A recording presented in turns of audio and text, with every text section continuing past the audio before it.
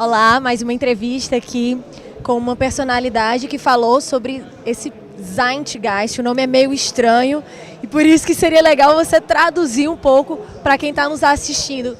O que é, afinal, o Zeitgeist?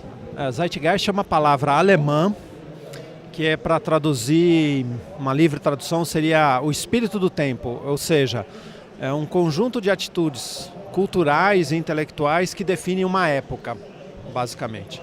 Aí como é que você vê essa história do darwinismo digital? As pessoas que não se adaptarem às novas tecnologias, você acha que elas vão estar excluídas do mercado, enfim?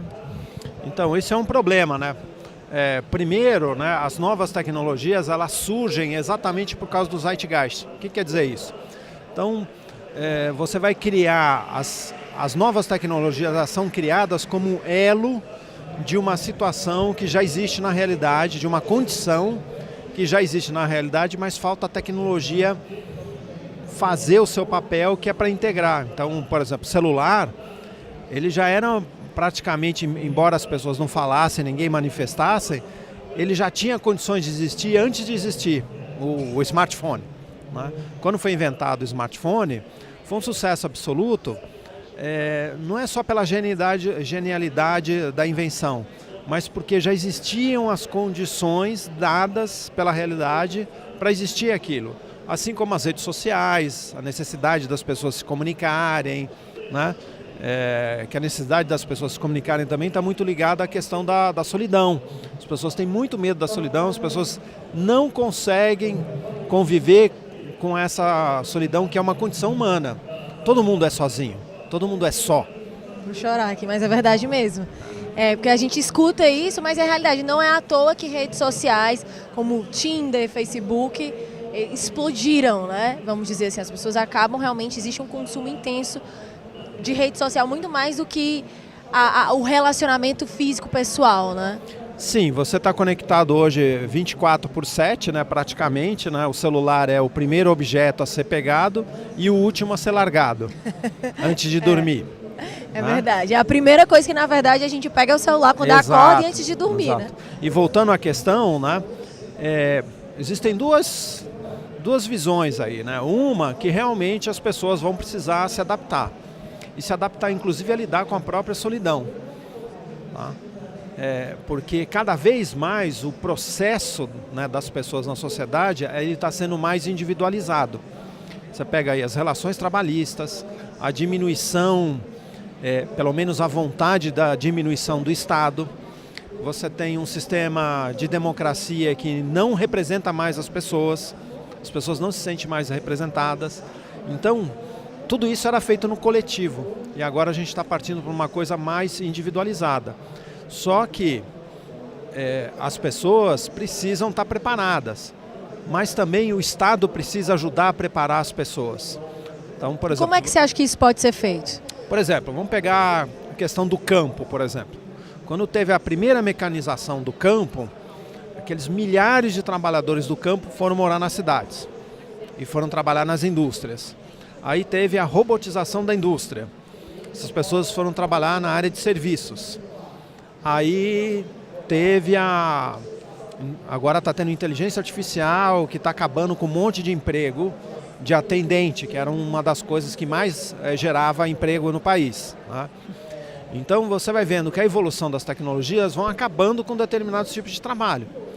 Então aí cabe ao Estado, ao poder público, de ter uma certa regulação desse processo.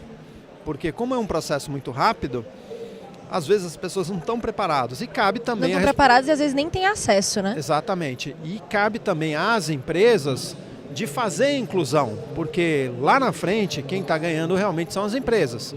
Então elas também são responsáveis para você ter uma sociedade sustentável.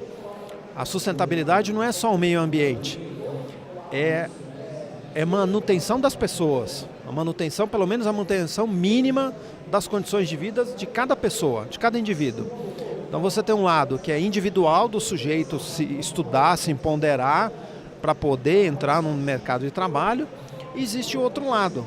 Já que as empresas estão querendo menos Estado, se elas querem menos Estado, elas também têm que se comprometer com as pessoas. Porque quem se compromete com as pessoas é o Estado. Sim. Então, assim, se ela não quer menos Estado, então ela vai ter que assumir esse compromisso, porque o problema vai continuar. Mas você concorda que esperar pelo Estado seria um processo mais demorado? Que Então, tipo de iniciativa a gente, de repente, as pessoas podem tomar para acelerar esse processo de se adaptar a essas novas tecnologias?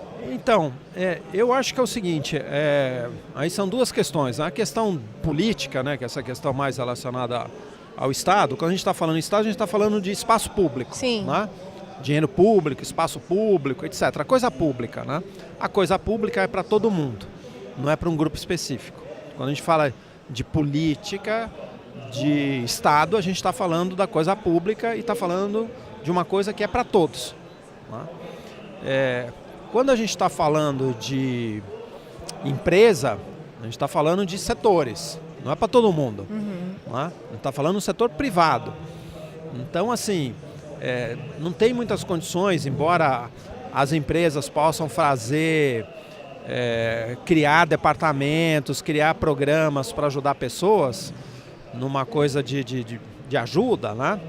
Mas isso não resolve uma questão do país inteiro. Macro. Né?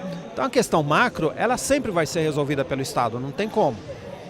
E você concorda que ter tecnologia não é o suficiente, é preciso ter uma cultura digital nas empresas? Sim. E como faz para implantar essa cultura? Bom, primeiro começa essa implantação começa por dentro, né? Muitas vezes as empresas querem parecer que são digitais. Não adianta parecer. Nós estamos vivendo num momento onde tudo é transparente, não dá para você esconder nada. Né? E as pessoas nem fazem mais questão de esconder nada. As pessoas postam o que estão fazendo, o que estão comendo, para onde estão indo, se estão bem, se não estão bem. Enfim, isso é o zeitgeist. As pessoas estão abdicaram da privacidade. Verdade. Né? E as empresas, elas estão expostas o tempo todo, queiram ou não, o tempo todo.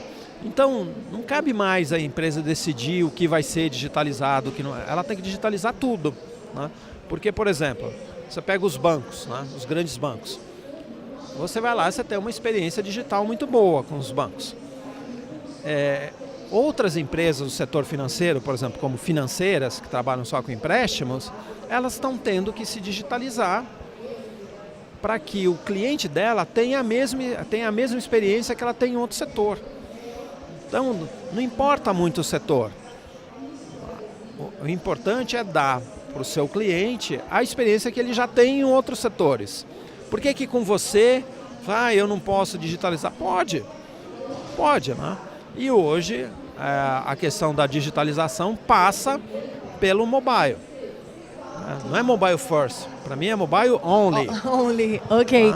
E se você pudesse dar um conselho, uma dica para as pessoas que estão assistindo, né, de como realmente implantar uma cultura digital, mas de maneira eficiente. E não só mesmo para dizer, eu tenho essa tecnologia, não só o possuir a tecnologia, mas sim de implantar a experiência, né, a cultura mesmo do digital. Que dica você dá? Eu acho que uma empresa que queira entrar, ela tem que ter, primeiramente, fazer uma imersão interna. Aí pode se chamar um consultor ou uma empresa especializada para ajudar a fazer esse processo.